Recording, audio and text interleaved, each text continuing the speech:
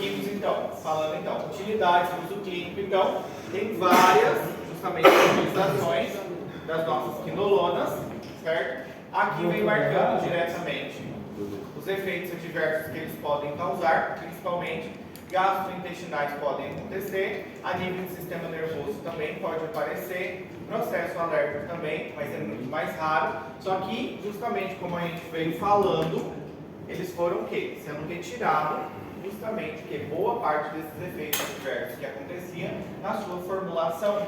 Então é muito raro a gente ver justamente o quê? Um efeito adverso pelas nossas quinolonas de forma geral. Mas pode aparecer reações, por exemplo, gastrointestinais, dor abdominal, diarreia, náusea, manifestações neurológicas também, cefaleia, por exemplo, pode aparecer, insônia do paciente, hipersensibilidade. De forma geral, a gente não tem como falar. Algo que justamente o colega falou foi a fotossensibilidade. Acontecia muito, principalmente logo quando iniciou, e o médico realmente dava essa orientação a respeito do quê?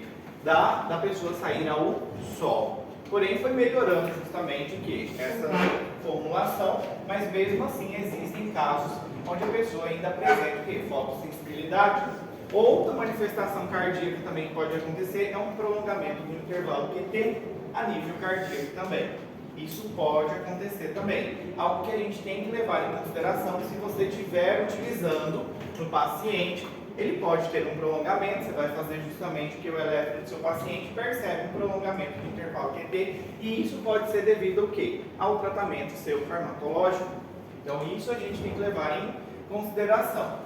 Nefrotoxicidade também pode causar, então ele é um fato, porque ele tem várias manifestações, não é tão comum. Observe que a porcentagem é baixa de acontecer essas manifestações, mas sim existem justamente o quê?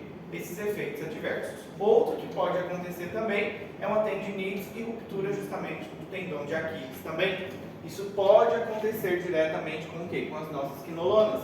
E afeta normalmente, essa toxicidade articular acontece normalmente em menores de 40 anos e a toxicidade tendinosa já é em maiores de 50 anos. Pode acontecer, tá? Não é que todo mundo que toma vai ter justamente essa manifestação, tá? Mas a gente tem que levar em consideração que o paciente pode ter o quê? Uma afetação nas articulações. Aqui foi... Fala que quinolona não pode dar para o paciente embarazado. Não pode. Porque justamente Pode atravessa. Por conta da parte da barriga. Exatamente. A barreira placentária atravessa. Fala que pode causar uma síndrome do neném. É verdade? Que sim. Eu não lembro o nome da síndrome. Não Qual que é o efeito que pode causar no neném? No feto? Qual que é o O efeito? efeito teratogênico que ele tem, agora essa síndrome eu não conheço. Por isso que não pode na gestação.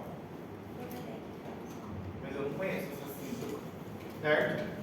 Tem então uma toxicidade articular, tendinosa também pode acontecer. A gente tem que levar em consideração o quê? Maior efeito teratogênico. Por isso que não é utilizado nas gravidinhas. Não é utilizado nas gravidinhas. Ela pode apresentar o quê? Todos esses efeitos adversos. Só que a quinolona hoje, as quinolonas são um dos antibióticos mais utilizados, principalmente para tratamento o quê? De infecções de vias urinárias, certo? Aqui tem a dose normalmente e como que se faz a utilização. A via, foi? Um erro de interação medicamentosa que tem muito com o levo, mas muito com o levo, professor, na época todo tratamento de pneumonia, principalmente na época do Covid, é o levo com a cebrofilina, Brondilat. O Brondilat. Por causa do omroxol junto com a teofilina, e os médicos passam muito. E não pode, está na literatura ali que aumenta o efeito da teofilina. O organismo não sai. Exatamente, aumenta muito mais E o o efeito. pessoal cansa de passar levofloxacino com a cebrofilina. Exatamente. Primeira sua viagem, doutor. Acontece muito. Não pode fazer. Certo? Então os principais que a gente tem aqui, norfloxacino, ciprofloxacino, levofloxacino, são o quê? Os mais utilizados no nosso meio. São os mais utilizados. Falando rapidamente de cada um deles, certo? Ciprofloxacino ele é utilizado em qualquer tipo de infecção, principalmente para as nossas gram-negativas. Para gram-positiva funciona, mas não é tão bom, tá? O nosso ciprofloxacino. E é utilizado principalmente o quê? Para infecções de vias urinárias. A gente tem que classificar também como que é a infecção de vias urinárias do meu paciente, se ela é complicada ou se ela não é complicada também para iniciar o tratamento. Normalmente é o que? A cada 12 horas que a gente faz a utilização, certo? E normalmente, dependendo da infecção, por até 2 semanas faz o tratamento, tá? Infecções gastrointestinais. Hoje, que nem muitos gastros não utilizam mais sulfamethoxazol com trimestoprim. Hoje eles utilizam mais justamente uma gastroenterite ou ciprofloxacin. Então isso vai modificando, cada protocolo vai ocorrendo um processo de modificação, tá?